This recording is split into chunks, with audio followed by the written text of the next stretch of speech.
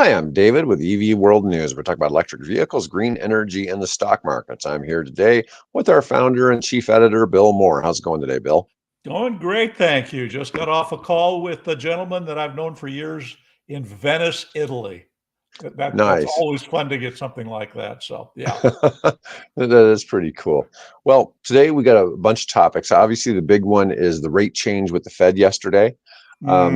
Yeah. Let's see, going to talk about how this affects some different companies. We're going to talk a little bit how EV demand is affecting some different companies. Talk a little bit about the subsidies that are currently given to fossil fuels and how much greater that is than subsidies people worry about for EVs. Yeah. I'm going to talk about the Great China Car Blitzkrieg. And let's see, I have an article about China's tech innovation being much stronger than previously understood. And we'll talk about that a little bit too. That's good. I'm glad you brought that one up because that's one of the ones I wanted to bring up, and I left my notes upstairs. So I'm glad you caught on that. Yeah, that's a fascinating topic. No, it seemed like a good one to get into. Let's see here.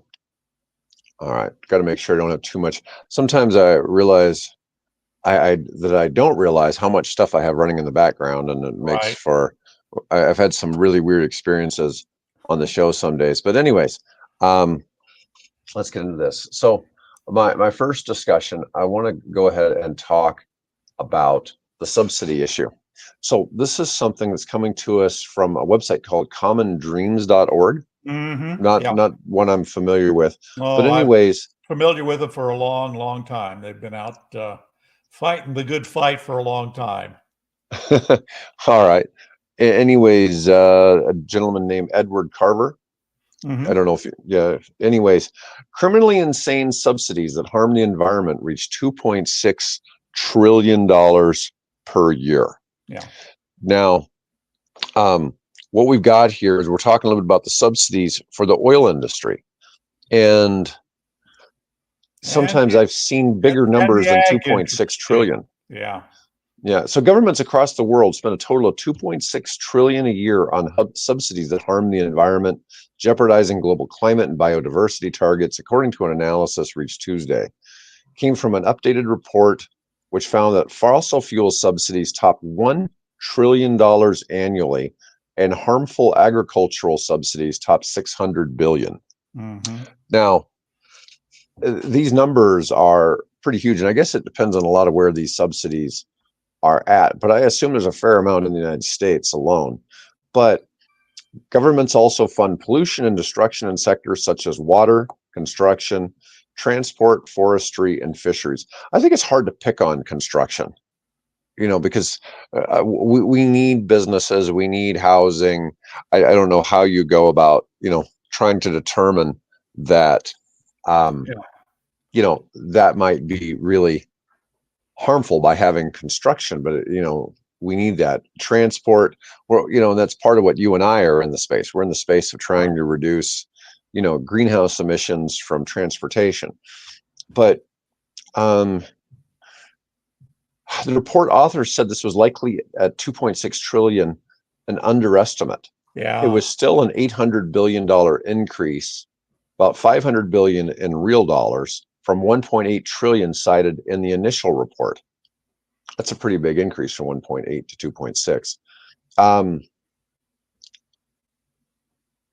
So there was a commitment to identify environmentally harmful subsidies by 2025 and reduce them by 500 billion by 2030. I'm not sure where all this is expected to go. I mean, the article gives an example by showing pictures of cattle. Well, people eat beef, right? Yeah, and I hear these theories about methane farts. Yeah. I'm not real. But if you feed them seaweeds and clay, you cut the percentage of methane coming out the tail end of the animal by 30%. Oh, well, I suspect that feeding them corn probably makes it worse. Yeah. And nobody talks about that. Yeah. I don't see discussion about that. Whereas if they were all actually eating grass and hay. That's kind of their natural diet.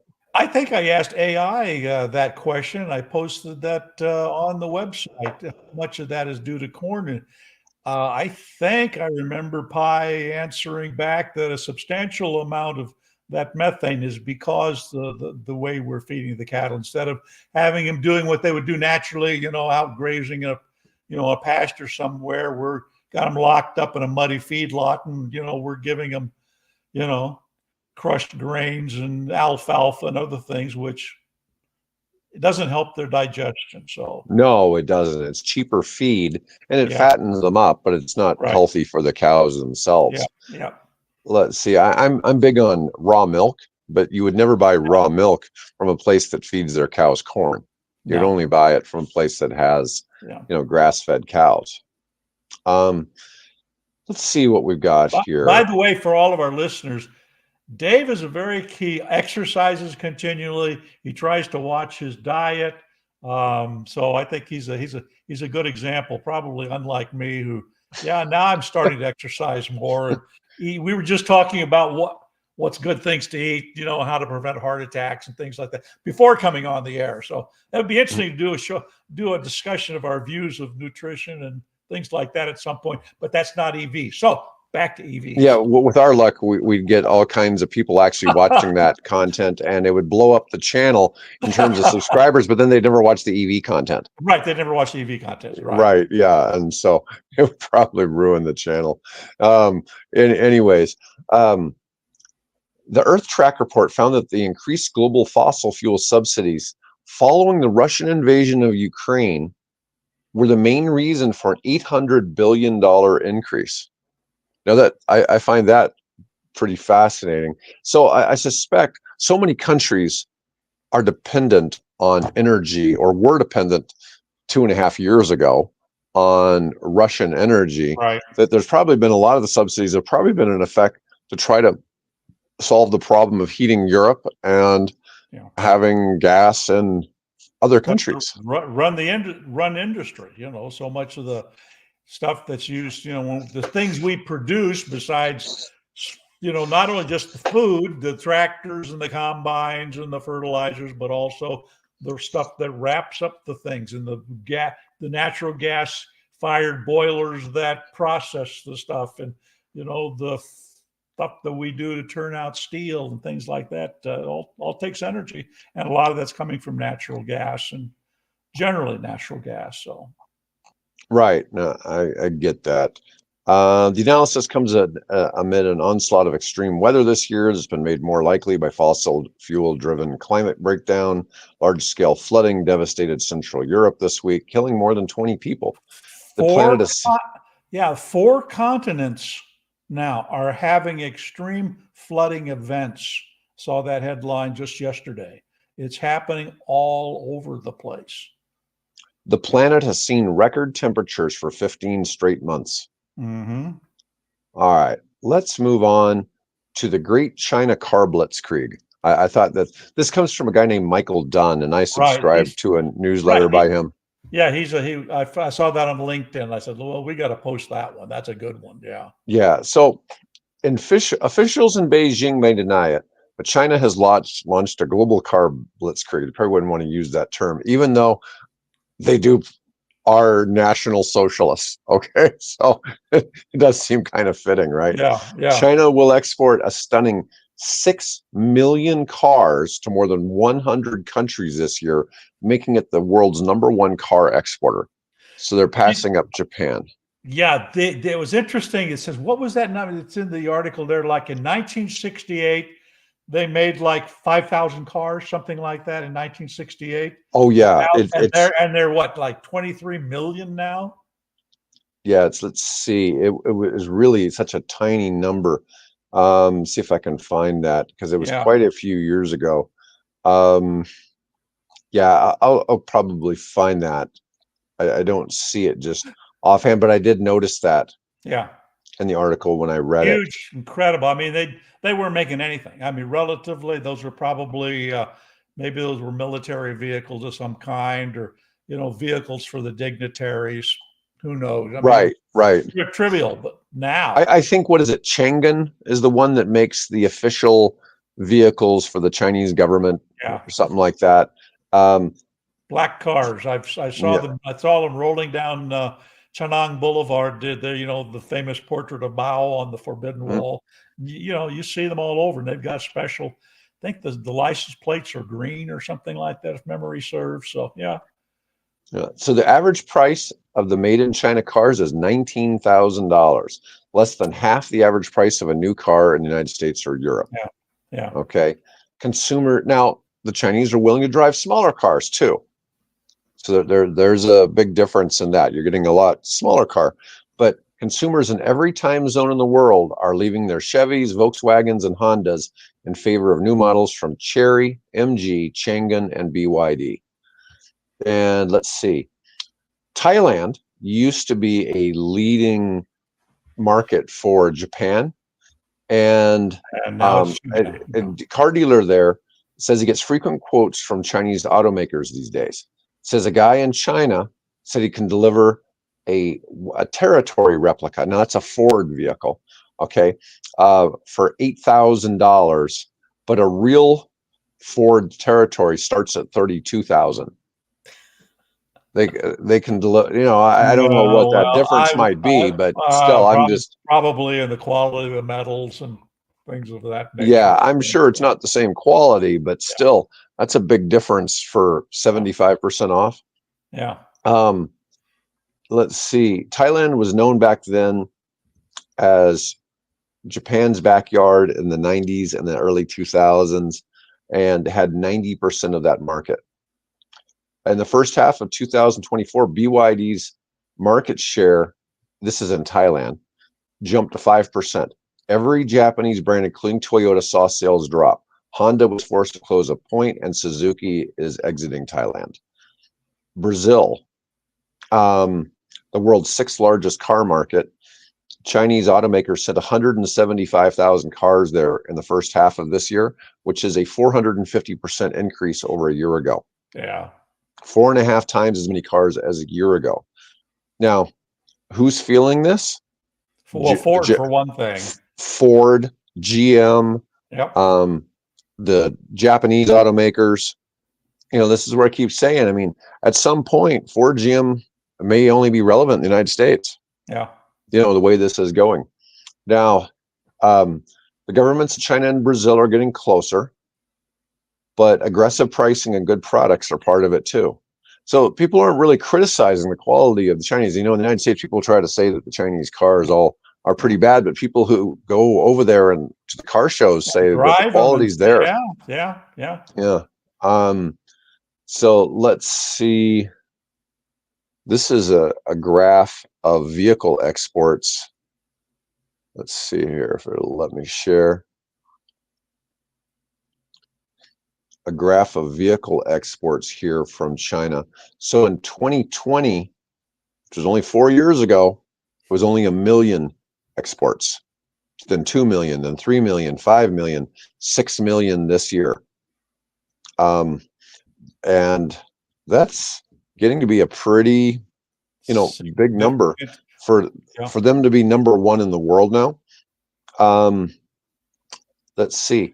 The funny thing is, BYD, now, just so people know, while we are an electric vehicle show, 75% of these Chinese cars are gas powered or they're hybrid. Right. Okay. So only 25% are completely battery electric vehicles. But the thing is, people are discounting the effect of Chinese cars on the world car market. And BYD isn't even number one. They're number one in the world in plug-in hybrids. They're number two in the world in electric vehicles. But in terms of China's top 5 exporters, they're number 5. And so Chery is number 1, SAIC is number 2, and Changan is number 3. Those 3 companies are all owned by the Chinese government. Yeah. Those are all nationalized companies. Then they're followed by Geely, which owns Volvo, and BYD. And Polestar. Oh, Geely owns Polestar as well. Polestar and just Polestar, yeah. Yep. And no, I was going to think Jaguar, but no, I don't think Jaguar. I think Jaguar is owned by Tata, I think. Again, folks, feel free to comment below and, correct us. So we appreciate, listeners keeping us honest. Yeah, the theory is that maybe by another 4 years, China may be shipping 12 million cars that they're exporting.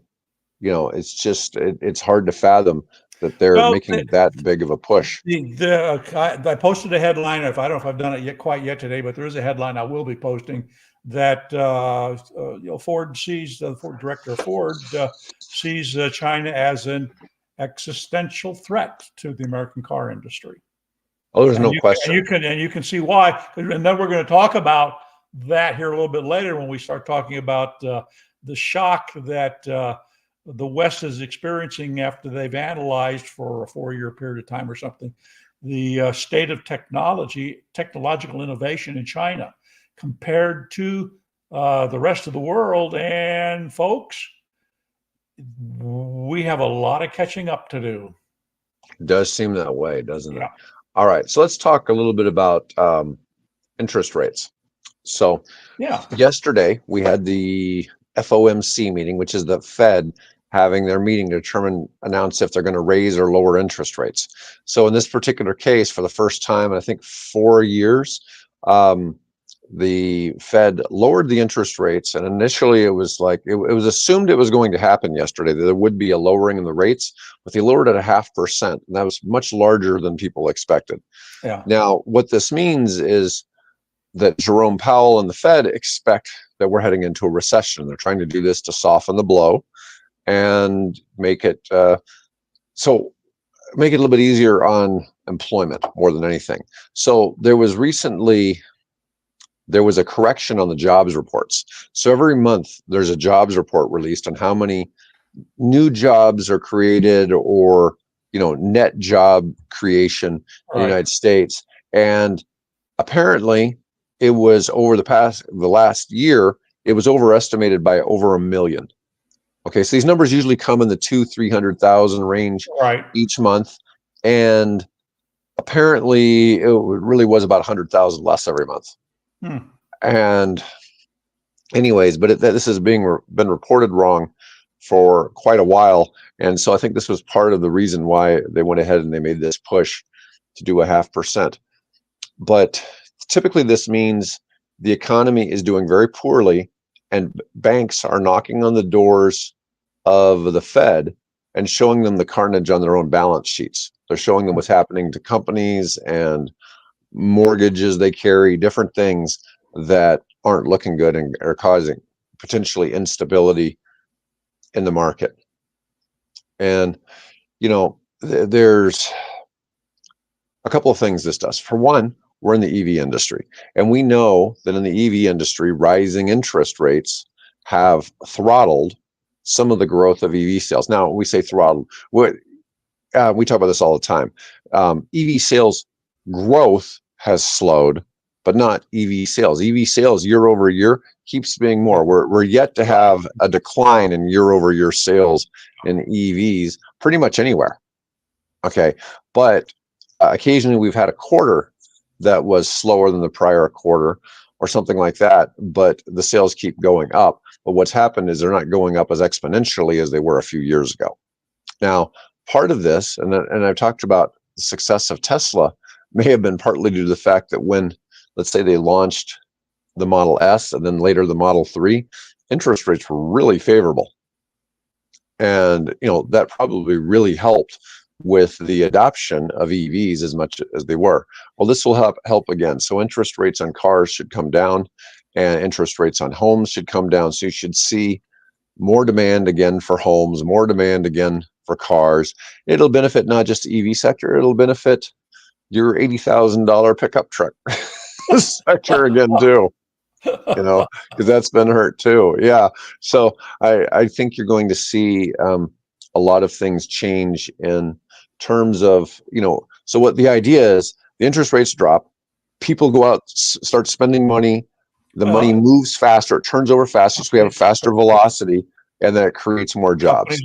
Companies are willing also to invest more. They and underwrite companies and things. So it acts as an important stimulus to keep the economy moving along. Yeah.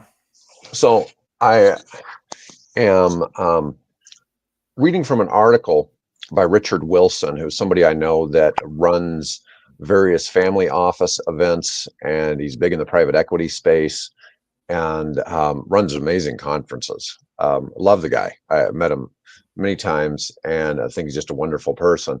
And he's also a pretty big personality on LinkedIn. He has like 50, across all social media, he's got like 15 million followers. Wow. Yeah. So, I mean, yeah, pretty impressive. I didn't actually know that when the Taylor Swift of finance, huh? Yeah. Honestly, I never would have realized he had that many until I started looking at some of the things where, well, just on LinkedIn, it says he gets 120 million post impressions per month. Wow. Yeah, so that's crazy. But Richard's a great guy, gives good insights. He gets a lot of work done. Sometimes I'm amazed at how much work the guy gets done. I don't know how he does it, but he says, personally, I think the economy is worse than the general stats and the news media lets on. Inflation is worse than reported, as the tracking of inflation is warped from the start and the definition of it changes over time to not count more and more things. I think banks have massive unrealized losses on their balance sheets based on what I hear from family offices who own banks, and they are set to grow much worse over the next 6 to 9 months. And while lowering rates could lower interest payments for some families, lower rates increase real estate prices in general. Typically, after a first-time rate reduction, the market goes down and not up because the rate cuts are too late. And these moves take time to impact the economy. So it'll be interesting to see how things go over the next 6 months. Now, one of the things I mentioned yesterday on the show was the 0.25% drop in the interest rates. That was already baked into the stock market. Okay. Okay. So when you hear this and you're expecting the drop, the prices had already changed. Okay. So based on that, that wouldn't give you a positive or minus effect on the stock market per se. Now, 0.5% drop, and I haven't even looked at the market this morning. I've been too busy, but I would assume that most things went up. I would assume, but I have not looked. Okay. So I may be wildly wrong, but what would generally happen is that by Monday, those rates will have reset and everything will go back to about where it was yesterday before the announcement. Yeah, I'm just on EV World. I follow 5 of the U.S. based stocks, and let's see, Tesla down 0.6%. Let's see what else we got here.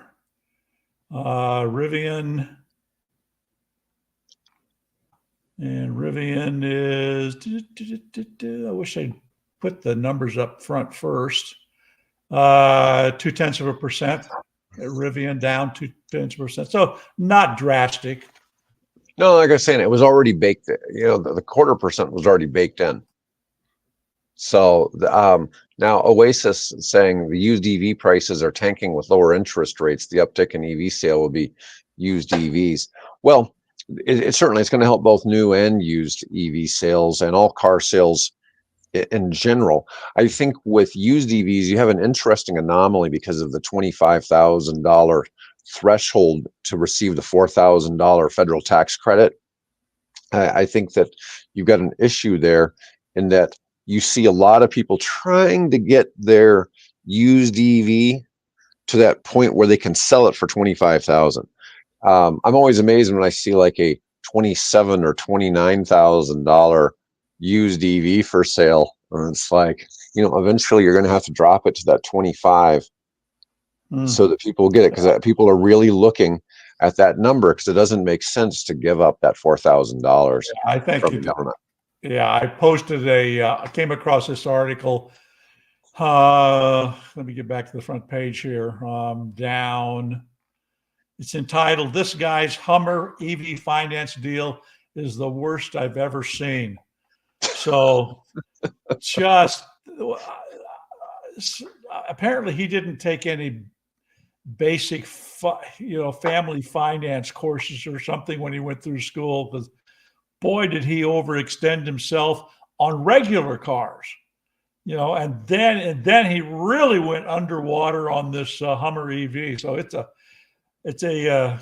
tale that I wanted to post, just hopefully to keep people in perspective and have them make this same kind of a mistake. But yeah, All market right. pickled.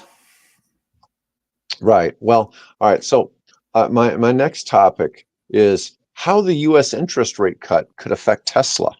Now, this is kind of sad. I'm going to share this article, and I probably shouldn't, but it's really funny because they actually, at least they're honest in the article, and they admit that this was generated by ChatGPT. Oh, Okay. okay. The article. All Yeah. right. So at least they're honest about it. Okay.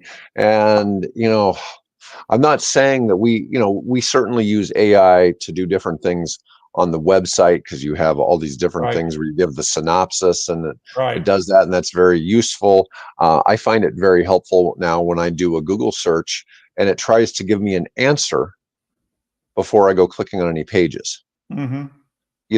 I think that's actually, to me, it's more useful. It may not be useful to the people who created the websites.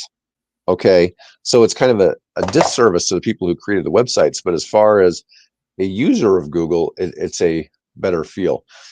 Now, it talks here, the US Federal Reserve has cut interest rates for the first time in 4 years.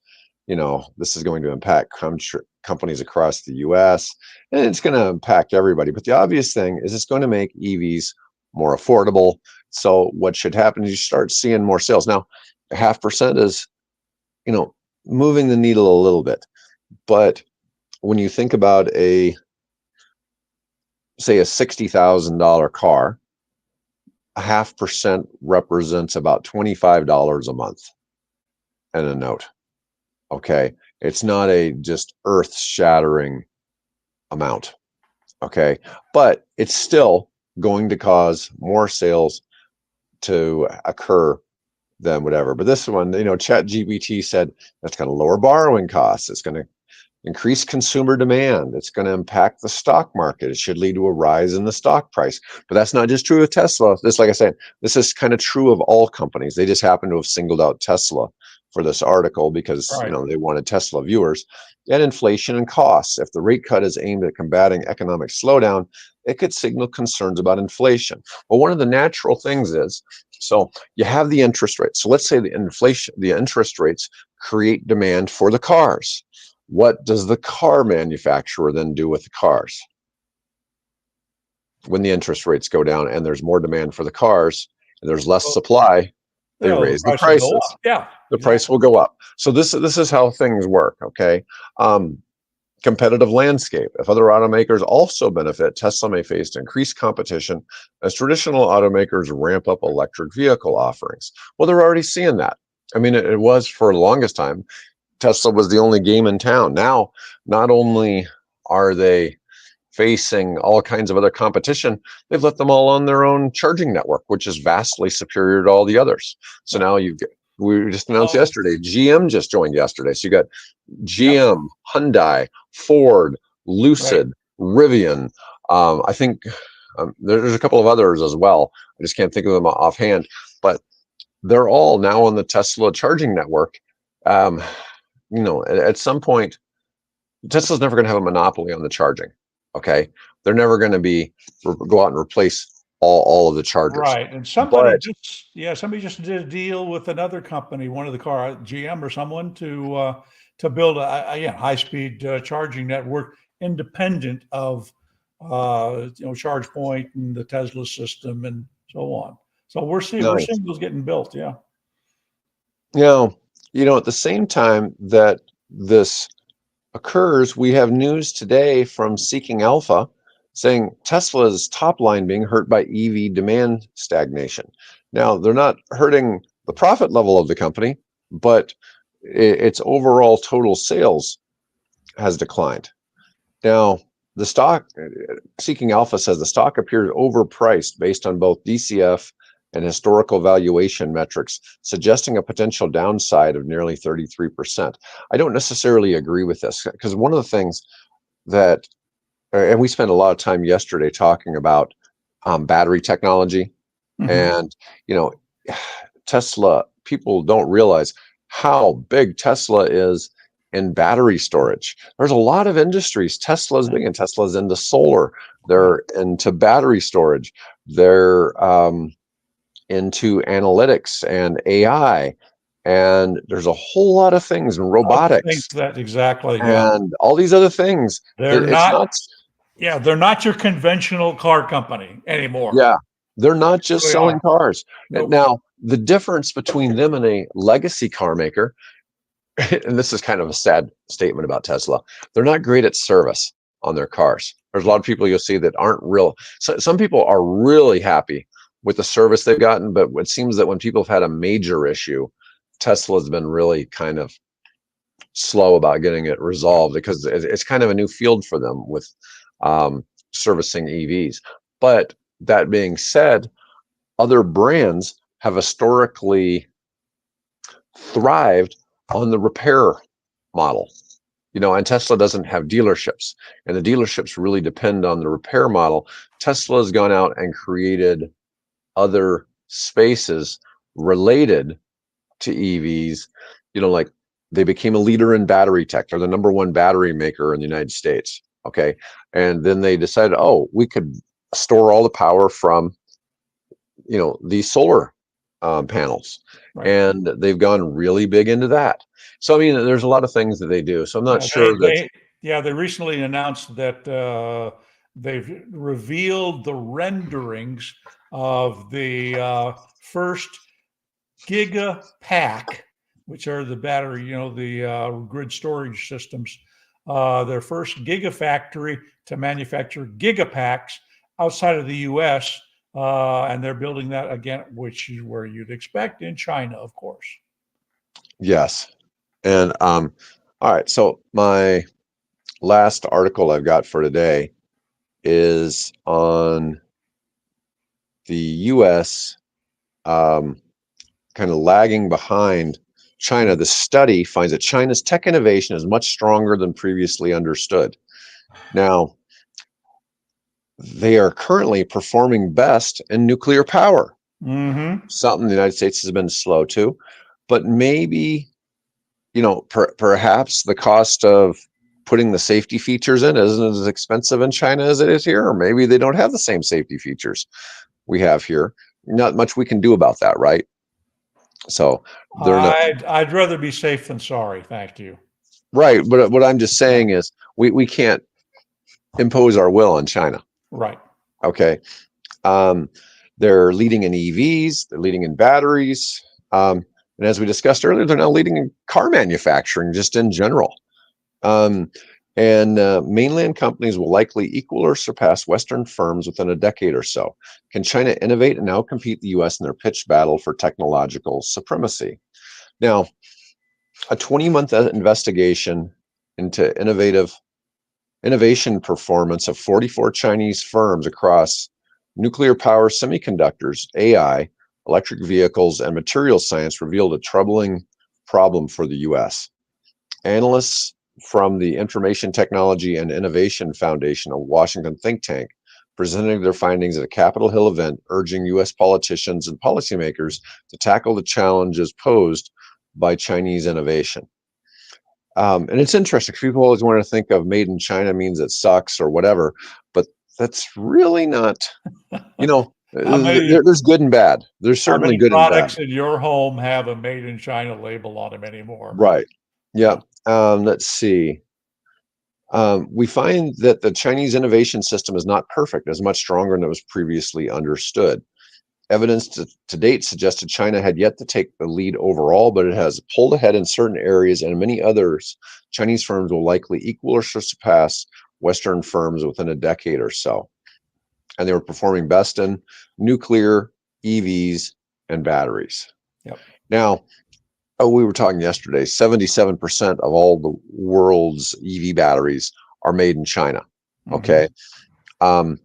Tesla makes half of all of their EVs in China. Shanghai. They're sold in China, and Yeah. they're sold, and they're mostly sold in China too. Although they do sell some of them in Europe, but they mostly sell those EVs in China itself. It is the world's largest electric vehicle market, and its largest car market. Period. On top of that, Right. China is 10 to 15 years ahead of the U.S. in deploying fourth generation nuclear reactors at scale. That was the statistic I found really surprising and a little troubling. Yeah. Let's see. China has deployed, or they're building more nuclear reactors than the rest of the world combined, having deployed more in the past decade than the U.S. has in the last 30 years.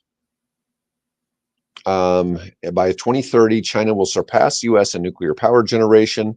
It has already become the first country to operationally deploy advanced fourth generation reactors with new designs and passive safety systems. This was the article that had the thing about the number of cars made. It wasn't the other one. So on the automotive front, China manufactured in 1985 5,200 cars. Yeah, this year it will produce 26.8 million. That's a 5,000 times increase. Oh, yeah. Yeah. They'll produce 21% of all cars made in the world this year, and they'll be 30% of the global share by the end of the decade. That's that's a big number, and this is, like I said, this is why I keep saying all the time, GM, Ford, Stellantis, they need help. They need help because they have to compete not just in the United States. You can tariff the crap out of Chinese cars and keep them out of the United States and Canada, but it doesn't do a lot of good in the rest of the world. You put a 100% tariff on Chinese cars. This is just reported this week. They will still be cheaper than their U.S. competitors here in the United States. 100% tariff, and they'll still be cheaper. And they have no intention of entering the U.S. market, though. Although you never know, it could change. I mean, you look at companies like, what's the one out of Vietnam? VinFast. Yeah, VinFast, right. We'll see how big they get. Right, and I know we like that little Suzuki Samurai. Yeah, the VF3. Yeah, the thing, and they've started actually delivering them now. I wonder if we know when that's coming to U.S. yet. No, that I don't know. I think that they're delivering them now in their Southeast Asian market. They've started there. Because I think they're only like $10,000 in Vietnam. And it's a cute little vehicle. It really is. Yeah, it's a good looking vehicle. China currently manufactures 62% of the world's electric vehicles and 77% of the world's EV batteries. In biopharmaceuticals, China lags behind American and Western leaders. It was rapidly catching up. Between 2002 and 2019, China's share of the global value added, they now have 25%, which is quadruple from where it was in 2002. So, in a 17-year stretch, they quadrupled from about 6% to 25%. Yeah. In robotics, the Chinese companies themselves weren't as innovative as their American, South Korean, or Japanese peers, with the exception of a company called KUKA, a German manufacturer of industrial robots acquired by Chinese appliance maker Midea Group in 2016. No, that I did not realize that they'd acquired KUKA. Many of the robots you see operating these factories, the bright orange arms that are going in and welding and things like that, are KUKA robots. Interesting. I wasn't aware of that. So the thing is, if you bring the vehicles in from Mexico, you're going to have to pay the 100% tariff on the vehicles. So there are some ways that people dodge this by having the vehicles shipped and assembly completed in the United States to avoid some of the tariffs. But it really varies on the vehicle and how much you're assembling. Yeah, there's one of the strategies that a company that used to make electric bikes, and I don't think there are any around anymore, would do is city governments will set up special import zones. I think we have one here in Omaha down by the airport where you can bring products in and then assemble them here and avoid any kind of tariffs when you do that. So interestingly, though, the Chinese government has told its EV makers, we don't want you setting up factories to, in Turkey and in Europe and elsewhere, I suppose. We want you if you're going to do anything export wise, we want you to send them knockdown kits, right? Which is all the parts. And then they just simply do the assembly at the final destination. So, and part of that is China doesn't want these other countries to learn or be able to utilize their technology to make the cars. Exactly, which is a little bit hypocritical because that's how they learned to do what they're doing was having these joint ventures. And if you want a joint venture here, you got to share all your technology with us. Yeah. Right. Yeah. Well, that's certainly changed things, right? And they're way behind in the production of chips. Let's see. In 2020, U.S. sanctions cut off at Hawaii's a cell phone maker that you can't sell in the United States anymore. Right. Faced severe U.S. sanctions that cut off its access to key chip supplies. Last year, it surprised Washington by launching a new smartphone powered by domestically produced advanced semiconductor. The United States Commerce Department announced new export controls on quantum computing and advanced chip-making tools to protect American tech superiority. Now, I'm familiar with people who are doing things in the photonic computing, which is light speed computing, right. And that's mainly held back by the speed of which your routers and switches can handle the data. And they've found workarounds around these things. And I know that they cannot export that technology. Yeah. So that's considered to be a critical. That's a national security matter. It's a national security matter for the quality of those products. But it's been interesting to be involved in seeing some of that happening and some of the scientists and programmers and people who have developed some of that technology. Over my head. Yeah. Let me see. The Commerce Department enacted export controls in 2022 aimed at limiting China's access to advanced computing chips, hindering its development and maintenance of supercomputers, and restricting its semiconductor manufacturing capabilities. The U.S. government has banned stateside chip makers from selling advanced semiconductors to China. NVIDIA has created low-end versions of most of their superior chips for the mainland China market. That's kind of interesting. Yeah, China represented 17% of NVIDIA's revenue for the year ending in January, down from 26% 2 years earlier. Yeah. Well, this is why the policies of the current administration has bbeen focused on promoting bringing chip manufacturing back home and keeping chip manufacturing here, because all you got to do is look at the Ukraine war and what they're doing with respect to the drones and the ability, what they knock out way deep in Russia. They knocked out a major bomber base, and of course, that's chips on those drones that are making that possible. So you can see why you'd want to keep that kind of tech, within your own, grasp, rather than having other nations get a hold of that. I'm confused sometimes by the range of drones. I mean, I'm assuming Ukraine doesn't own its own satellites. Okay.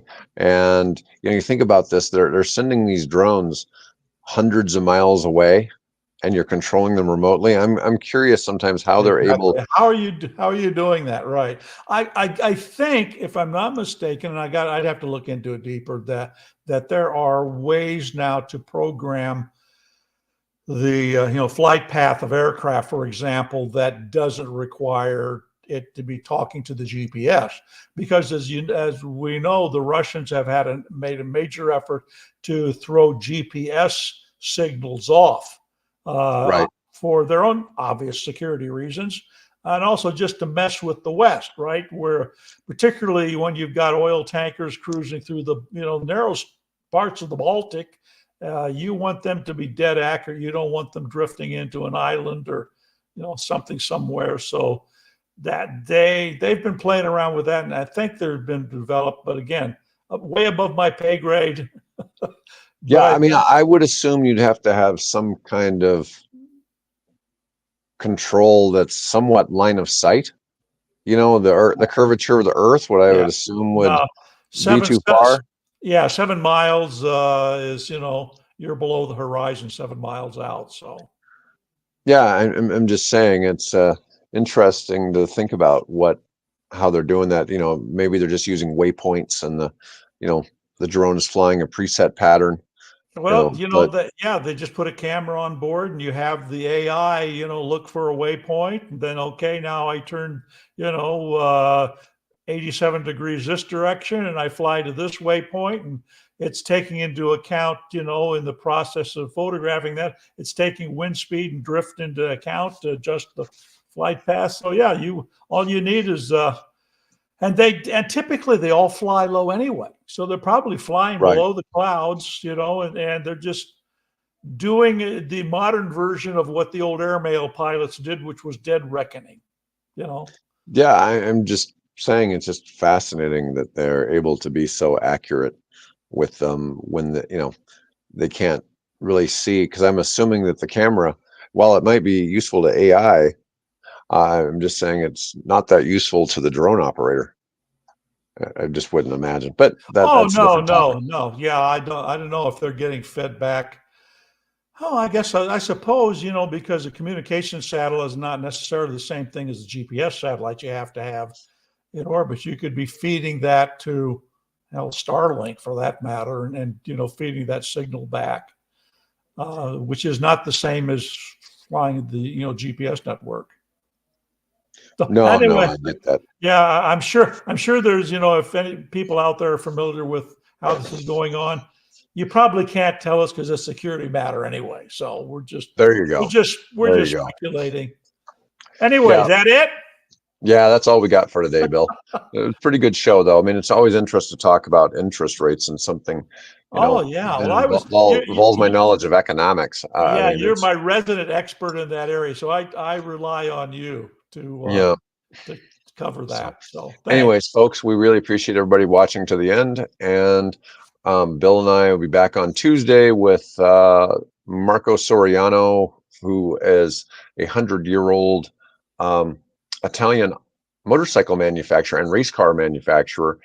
Um, they're currently only making EV motorcycles now, so that's Yeah. really interesting to see that they've made the transition completely from petrol. They actually stopped making petrol bikes at some point and stopped the motorcycle business, and then they took it up again. And the person running it now is the great grandson of the original founder. Oh, cool. This So would be nice. This would be yeah, great. yeah. Anyways, I'll all right, folks, have have a to. great day. We'll have to dress up more. Oh, there you go. We need to wear scarves. We need to wear Scarves. scarves. There you Yes. go. All right. Thanks, folks.